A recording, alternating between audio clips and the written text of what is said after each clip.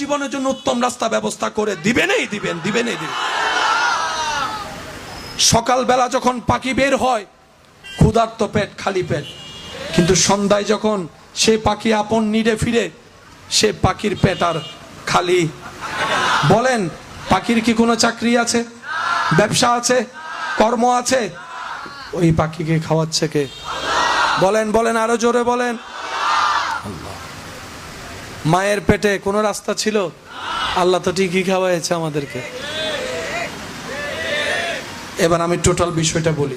আপনার মানিব্যাগের দায়িত্ব আপনার, আপনার বাইকের দায়িত্ব বলেন, আপনার গাড়ির দায়িত্ব আপনার, দোকানের দায়িত্ব, কিন্তু সবার রিজিকের দায়িত্ব আল্লাহর।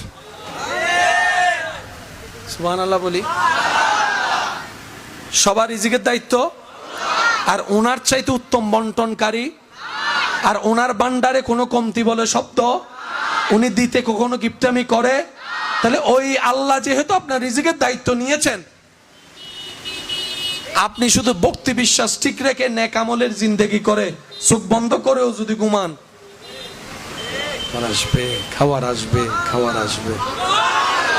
আপনাদের এলাকায় পাগল আছে? বলেন। চাকরি আছে ওনাদের, ব্যবসা আছে, ভালো মোবাইল, ভালো কাপড়, ভালো ঘর, মাথার উপর ছাদ। একটা পাগল উপবাসে মারা গেছে, দেখান।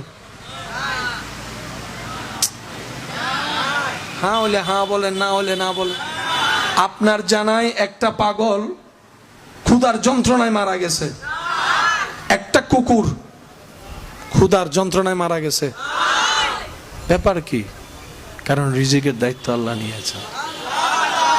আমাদের এই জায়গাটার মধ্যে একটু ঘষা মাজা করে একটু পরিষ্কার করতে হবে। সেটা কি?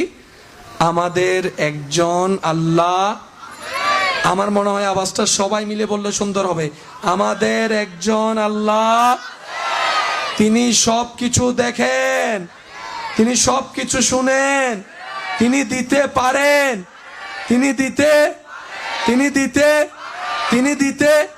তিনি চাইলে ফকিরকে সেকেন্ডের ভিতরে কোটিপতি বানাতে। তবে টাকায় ধনী না হয়ে মনে ধনী হওয়াটা বুদ্ধিমানের কাজ।